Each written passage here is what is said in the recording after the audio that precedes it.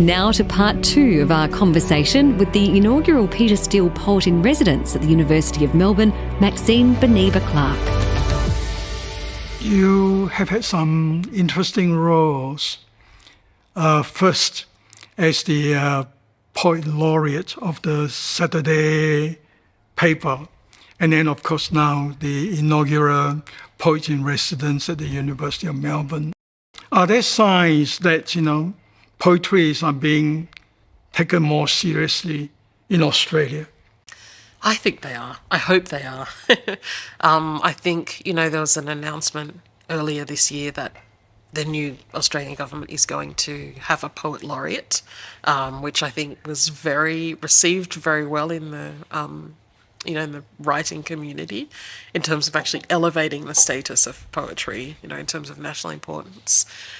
I think there are pockets where poetry is becoming more important. And I think for me, the world we live in today, this kind of intense, condensed short form, it very much fits with not only our lives, but the things that we're dealing with, things like climate change and, pandemics and migration and conflict. I think poetry has the ability to unpack those things in a way that often other writing can't.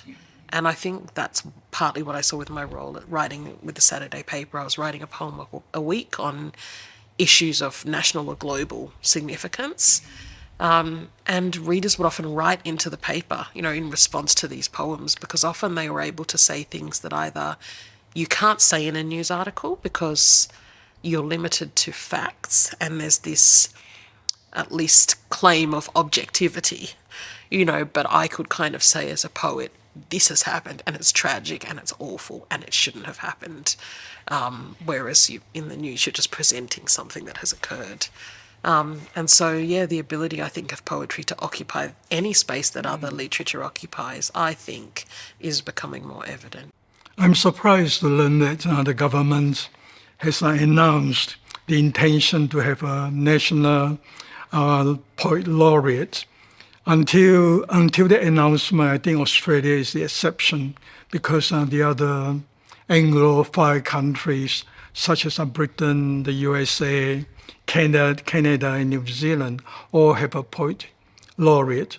I gather some poets are doubtful about an official national poet laureate, whereas the universities and other settings, like your position at the University of Melbourne, might perhaps allow for more freedom and the ability to express and take on issues more freely. Yeah, I think you're exactly right. I think, Australia is behind the eight ball on this one. I think, yes, there are a lot of poets for whom it would be considered a poisoned chalice, that you would essentially be an arm of the state almost. And, certainly we were all asking each other, would you do this? If you were asked, would you do this? I really am not sure.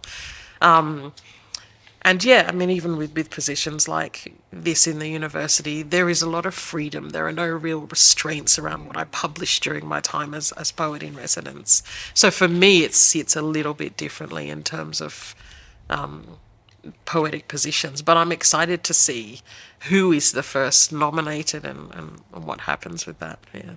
Yes, a very exciting development, and we will be following it with interest. Maxine, has your reasons for writing evolved over time? That's a great question. I think they definitely have. I think, initially when I was able to become a published author, I was looking at, representation, what stories can I tell, telling my own story. And I think I've been blessed enough to start working on some projects now. For example, my memoir, The Hate Race, is currently, I'm working on a stage adaptation of it. So the idea of giving the work another life and giving other Black creatives the opportunity to whether it's directed or act in it or, do a soundtrack or things like that. I think I'm looking more at how do I work with other creatives of colour. And I think that also came a little bit from my picture book.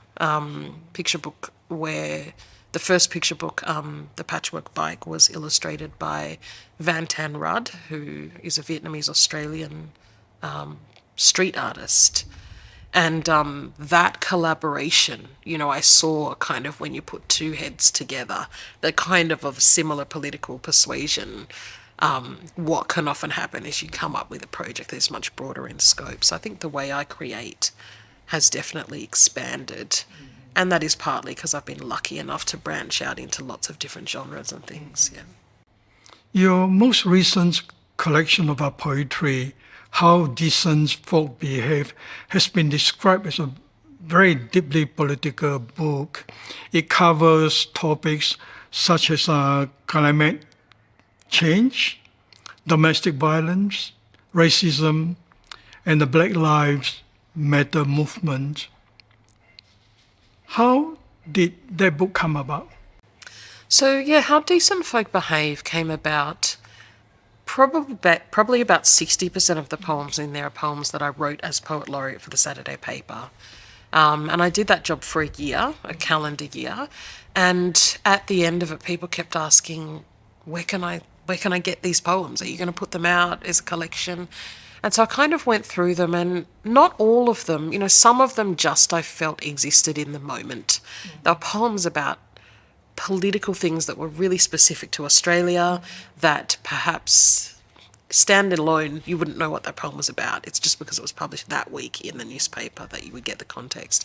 But there were other poems that I thought, this poem is about the Friday Strike for Climate movement, or it's about, the pandemic, or it's about Black Lives Matter movement, or it's about Trump's presidency, that I thought these really are flashpoints in time, similar to, I think, the historical fiction that I wrote in Foreign Soil. So that book is a collection of those poems plus additional poems that I've kind of, added on similar themes. But I think it's probably my most outward-looking poetry collection, in the sense that it really is, I feel it's a snapshot in time. And it's interesting because when the book came out, a lot of people were saying, well, aren't you worried to publish a book that is so located in time?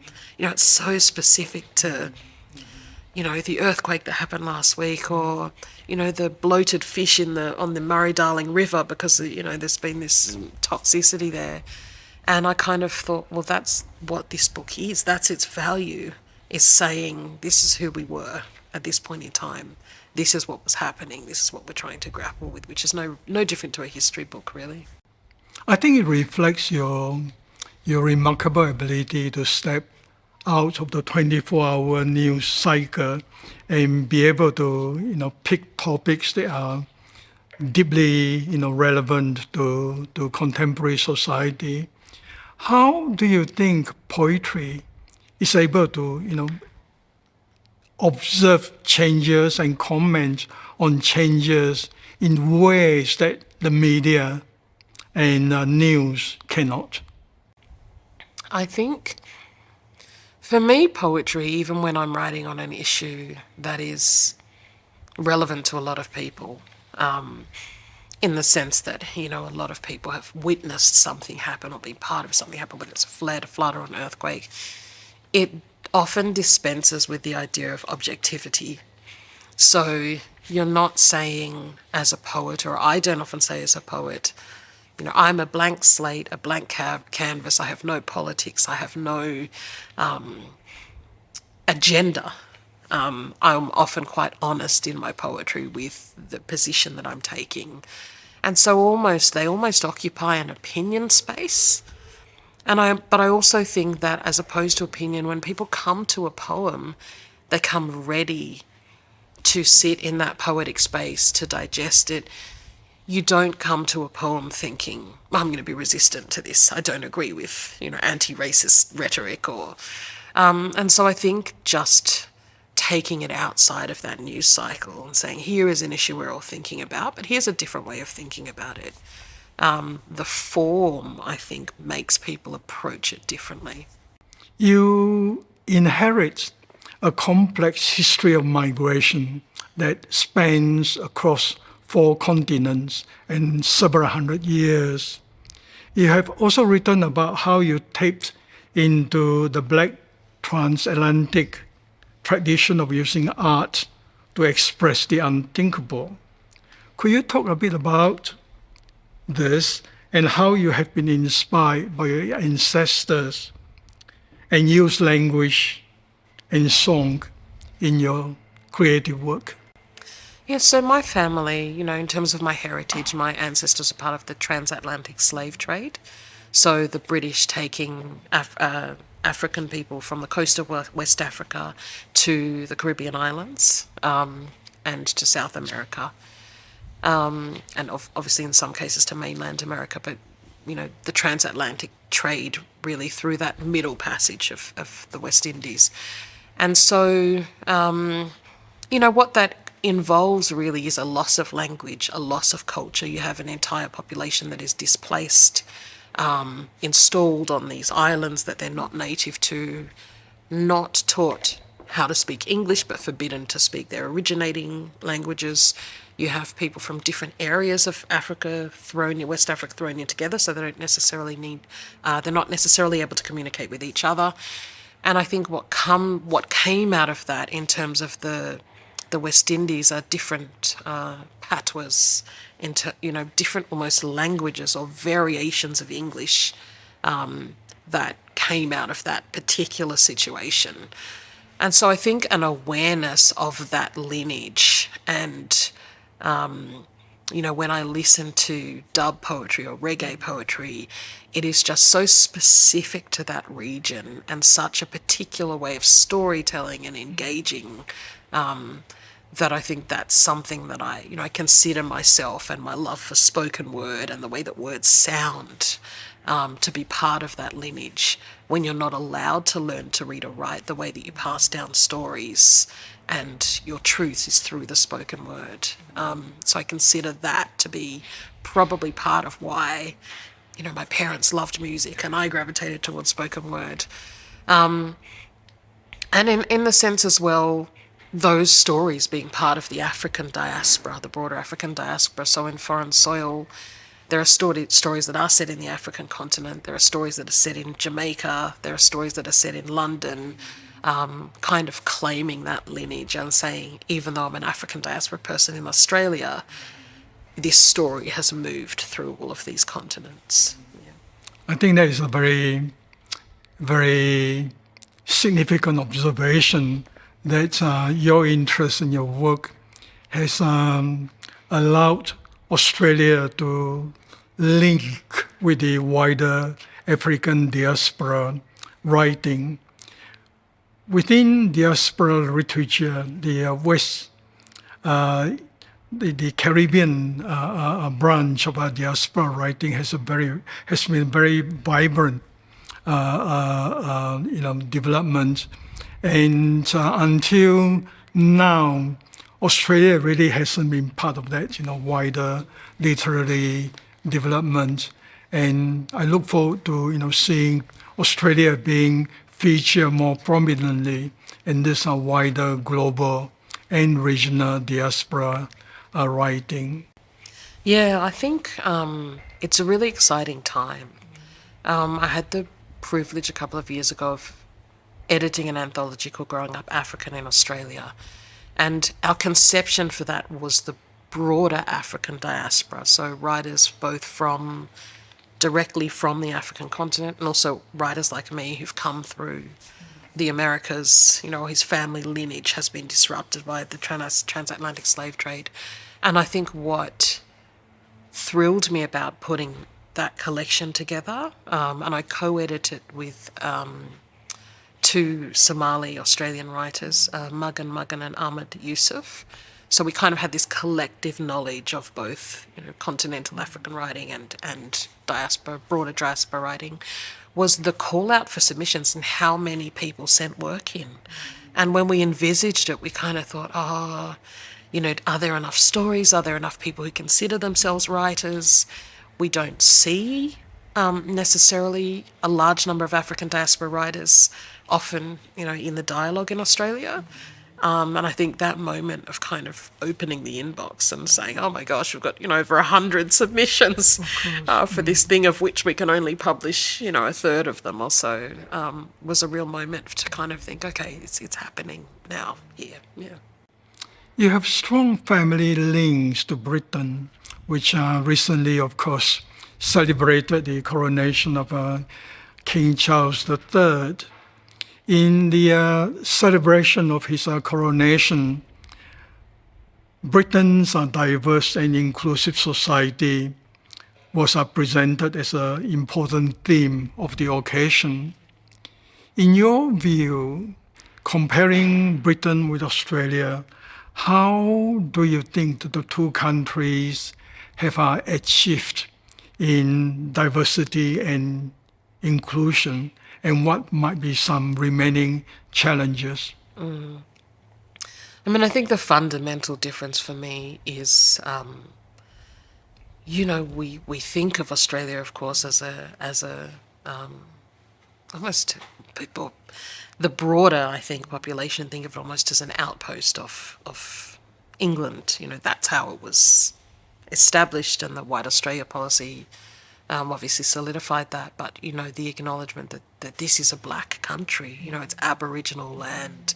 I myself am, a migrant here on someone else's black land. And I think that has to be the starting point for conversations about Australian multiculturalism, as opposed to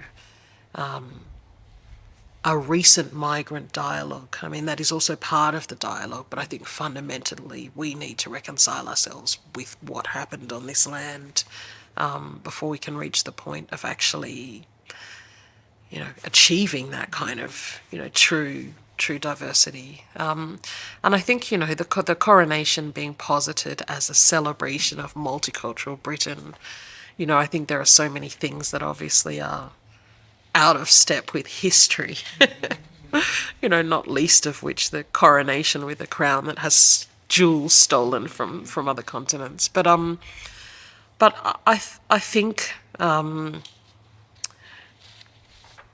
both societies obviously are much more multicultural than they were 25, 30 years ago. And the question is, how do we push forward? How do we keep that happening? And for me, in the Australian context, that detachment from the monarchy is part of the process. And I think in the case of Britain, acknowledgement, reparations, all of those things that go with reckoning with a history that involves colonisation. You visited China under the Australian Writers' Week in 2015. What were your impressions of that visit to China? I really enjoyed it. It was quite a surprise to be invited to Australian Writers' Week. I think I went as a fairly young writer. And actually some of the people I went with another slam poet named Zohab Z. Khan, who's an Australian slam poet, I think of Pakistani background, I think. And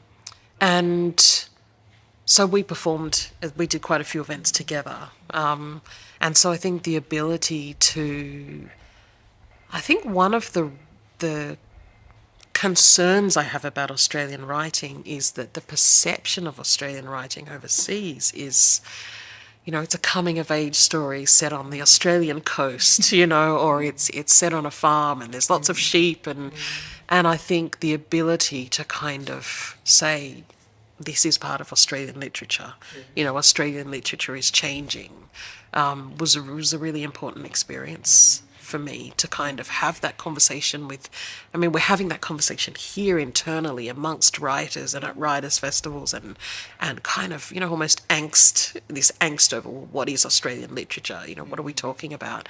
And the ability to actually extend that internationally, I think, was really, really valuable. Do you think there are ways that Australian studies, understanding of Australia, can be, better promoted or further promoted in China?